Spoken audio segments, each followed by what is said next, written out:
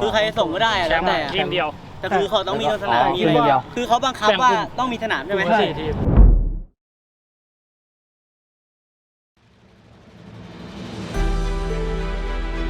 Very happy to be in this place. It's just a beautiful place. It's just next to Assumption Bangna. I think it's a very nice area, and I think development is going to come up. It's just going to get more and more popular. So it's only 30 minutes, 25 minutes from Bangna. In terms of location-wise, it's not too far from the city, and it's not too near. It's just perfect for us. We get kind of quiet, kind of undisturbed, peaceful training right here. นี่คือเรียลลิตี้โชว์ฟุตบอลที่จะทำให้คุณได้สัมผัสถึงการสร้างทีมที่มีทั้งอุปสรรคและความสมหวังมาร่วมสร้างฝันให้กับพวกเขาได้กล่าวไปถึงความสำเร็จในไทยลีก T3 ใน Journey to T3 ทีมฝันใจแกร่ง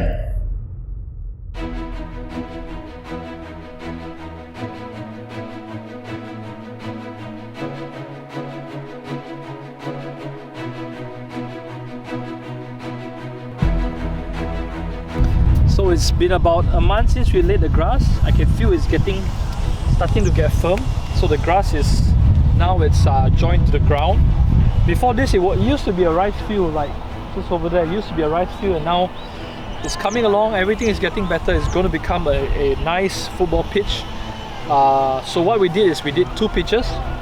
So over there is the training pitch, about 60 meters by 40 meters. And the pitch that I'm on now, it's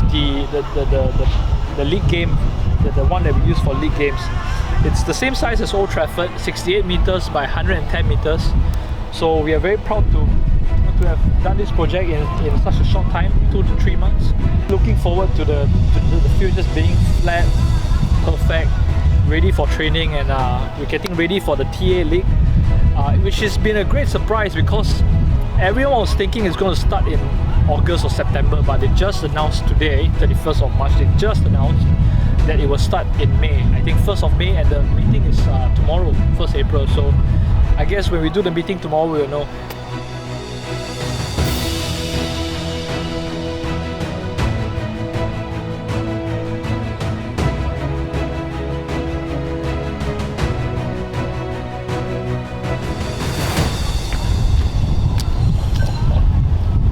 How do you feel? Good. It's a good throw.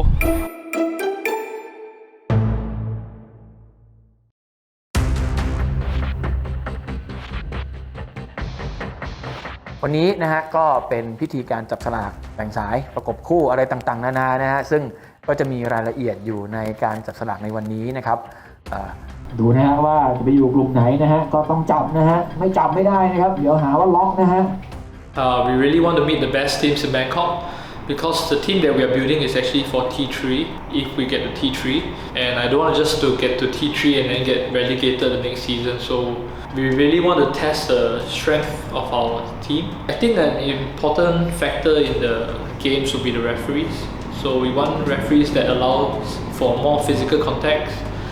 We don't want referees that just keep blowing when there's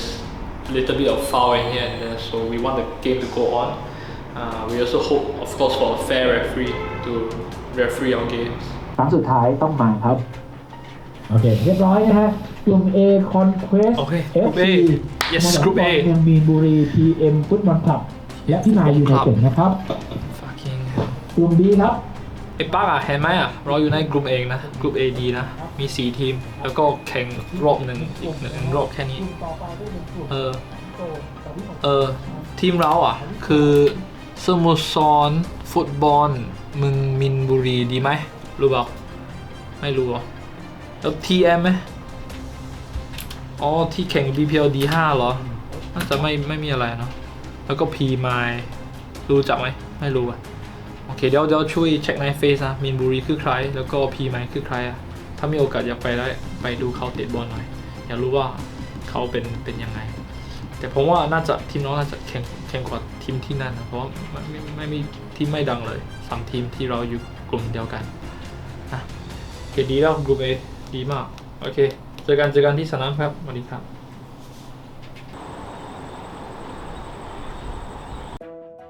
หลังจากที่รู้ผลจับฉลากแบ่งสายเรียบร้อยแล้วนะครับคิดไปและเจมี่ก็ได้ปรึกษากันเกี่ยวกับคู่ต่อสู้ที่ต้องเจอในกลุ่ม A มันจะต้องวางแผนฝึกแก้ทางกันอย่างไรให้ได้เป้าหมายในการทำประตูฝ่ายตรงข้ามให้ได้และฝึกนักเตะให้เล่นกันอย่างมีประสิทธิภาพมากที่สุด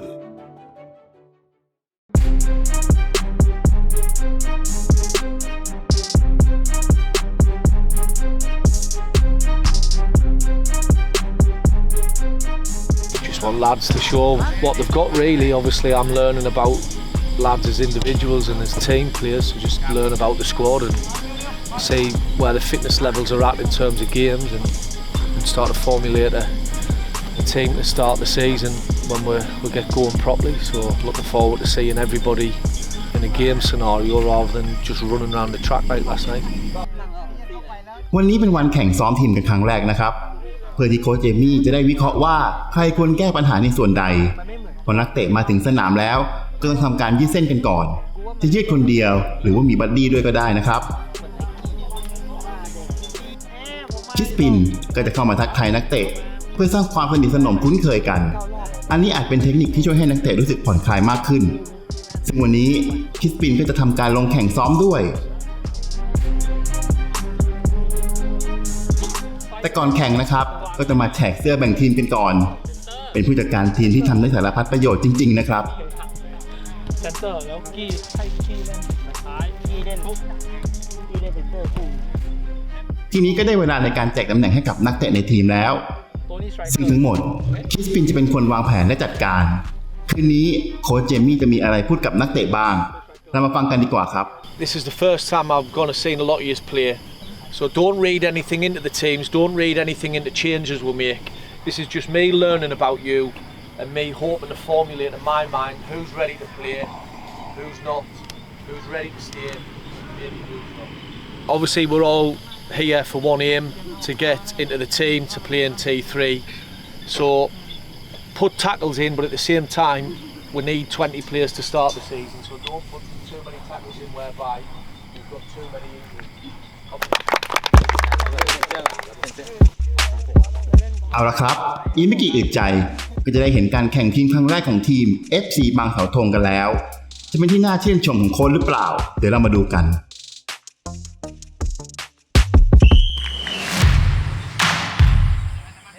การแข่งภายในทีมกันเองนั้นก็เป็นเทคนิคหนึ่งนะครับที่ทางโค้ชต้องการให้ทำเพราะนอกจากโค้ชจะได้เห็นศักยภาพของนักเตะแล้วตัวนักเตะเองก็จะได้เห็นทักษะของกันและกันเมื่ออยู่ต่างทีมSo right now we are doing a two-sided game, our so-called first team versus our reserve team. The players that have come today for the trials are mostly the boys that played in our BPL team, boys from Trail International School where Jamie used to coach, and some boys that are on trials and recommended from other friends. The strange thing is, the competition is still very open because even though the green team is supposedly the first team, the reserve team, which is made out of coaches and players, actually won in this 11-a-side. So, positions are still up for grabs. You can certainly see many talented players. However, we're not playing to the system that Jamie wants us to play in. So, there is still a lot of work that we need to do before we can really be a serious contender in the TA competition.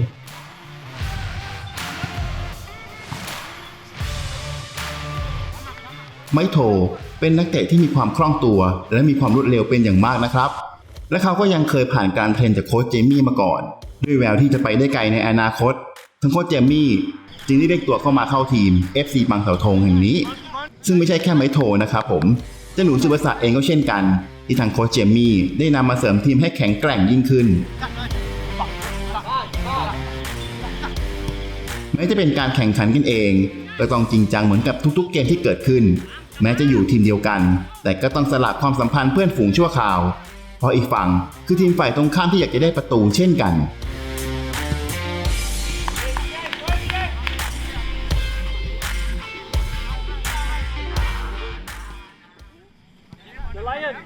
โอ้ไม่ไหวครับวันแรกเลยก็ต้องปรับสภาพกันไปก็เลยต้องเต็มที่กันหน่อยอะไรอย่างเงี้ยเซนส์บอลเขาโอเคแต่ว่าเขาต้องปรับเรื่องสภาพคุกคีกับบอลไทยอีกสักนิดนึง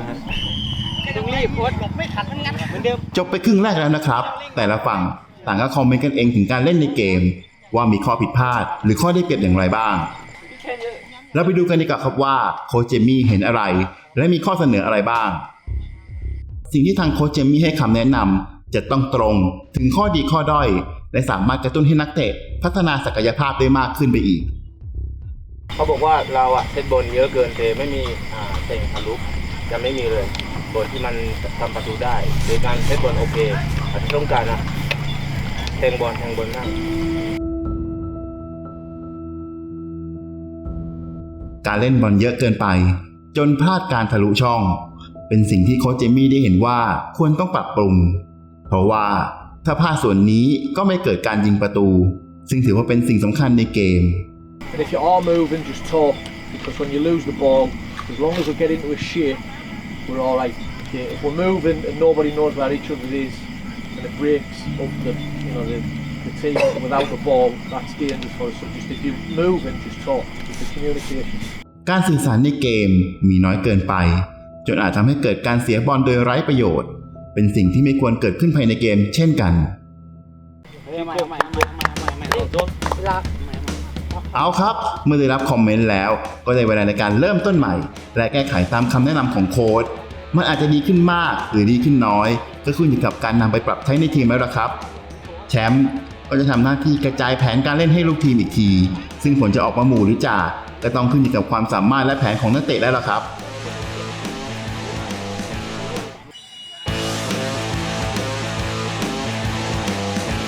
ซึบาสะนักเตะลูกครึ่งไทยญี่ปุ่นที่ใครๆได้ยินชื่อต่างก็นึกถึงเจ้าหนูแข้งทองจากการ์ตูนเรื่องกัปตันซึบาสะกันทั้งนั้นแต่ด้วยความสูงใหญ่ของซึบาสะแห่งทีม FC บางเสาธงก็ต้องเก็บการ์ตูนเรื่องนี้ไว้ในลิ้นชักแล้วมาเจอกับซึบาสะตัวจริงเสียงจริงที่นี่ตรงนี้ตัตะไก่ตัตะไก่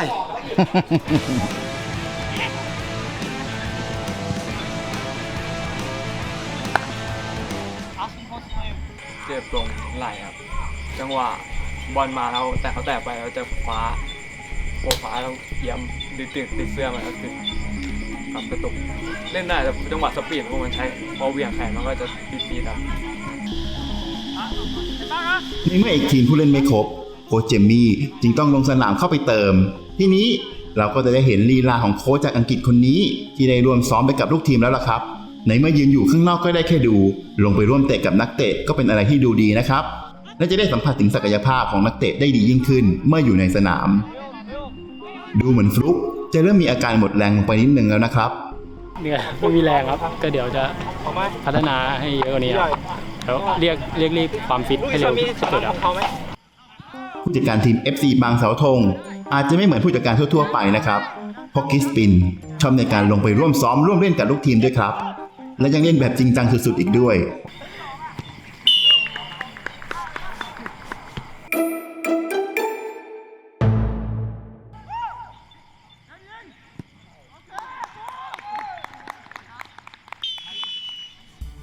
ประตูแต่ละประตูที่ได้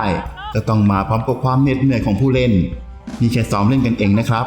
ถ้าลงสนามแข่งกับคู่ต่อสู้จริงๆจะต้องเหนื่อยและกดดันมากกว่านี้หลายเท่าอารมณ์ที่พุ่งพล่านที่ออกมาระหว่างเกมอาจจะช่วยเล่นให้เกมดีขึ้นหรืออาจจะทำให้เกมแย่ลงก็ได้นะครับในเกมอารมณ์ในเกมก็ไม่พอใจกับตัวเองมากกว่าแย่เป็นอย่างปกติของฟุตบอลสิ่งที่หลีกเลี่ยงไม่ได้ก็คือการปะทะกันในเกมซึ่งก็ยังเป็นที่ถกเถียงกันว่าการปะทะที่ดูรุนแรงโดยใช่เหตุนั้นมันเป็นสิ่งที่สมควรหรือไม่สมควรแต่ในเกมฟุตบอลเราไม่มีเวลาที่จะมาคิดมากถึงขนาดนั้นเพราะทุกสิ่งคือสถานการณ์เฉพาะหน้าที่เราจะต้องแก้ปัญหาให้ได้ผลดีที่สุด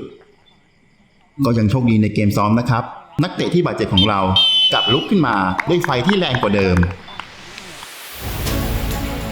การฝึกซ้อมจบลงมิตรภาพหลังเกมก็กลับคืนมา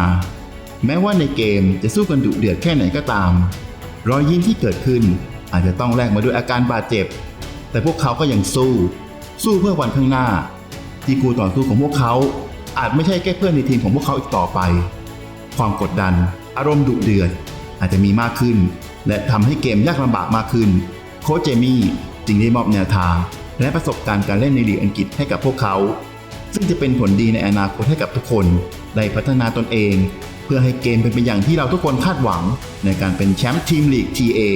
และก้าวไปสู่ลีกที่สูงขึ้นอย่าง T3 ให้ได้ด้วยความมุ่งมั่นของทุกคนจะต้องทำให้สำเร็จให้ได้ กับทีมในฝันที่พร้อมจะสู้ทุกอุปสรรคด้วยใจที่เข้มแข็งและไม่ท้อถอยสำหรับเกมวันนี้ทุกคนทำได้ดีมากครับ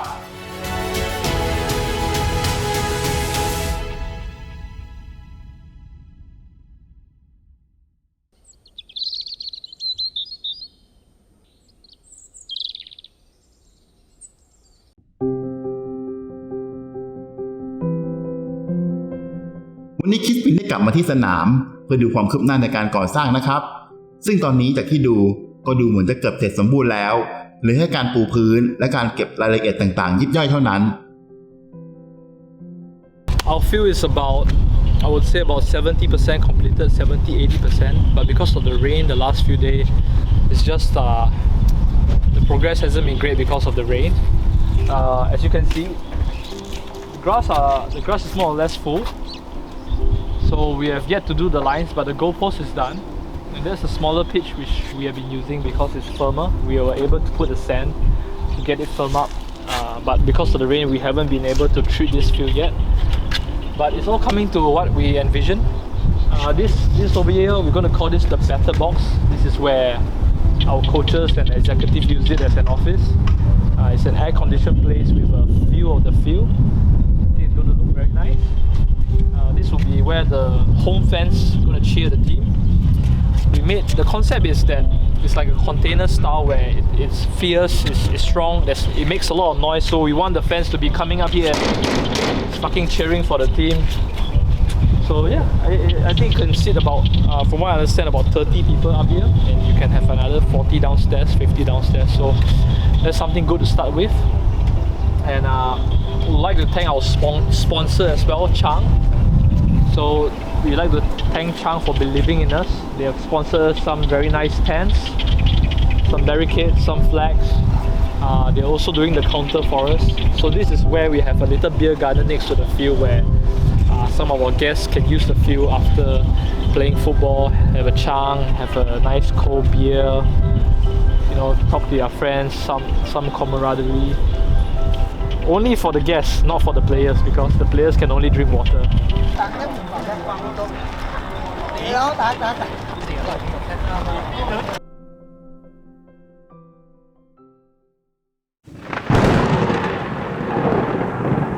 คือเป็นพายุฤดูร้อนที่พัดลมกระโชกแรงอย่างหนักบ้านเสียหายไป138หลังคาเรือนและ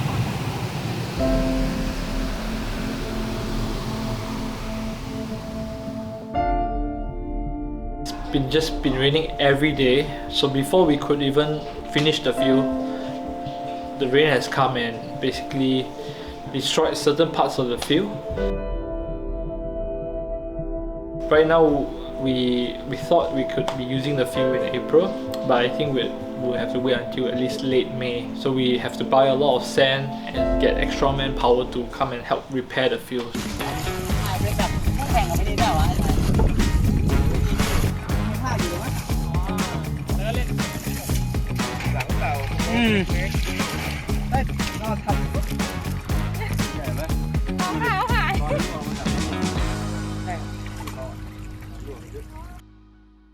ขณะนี้สถานการณ์การติดเชื้อดูเหมือนแนวโน้มจะสูงขึ้นในที่สุดกรุงเทพมหานครก็ตัดสินใจนะครับประกาศปิดสถานที่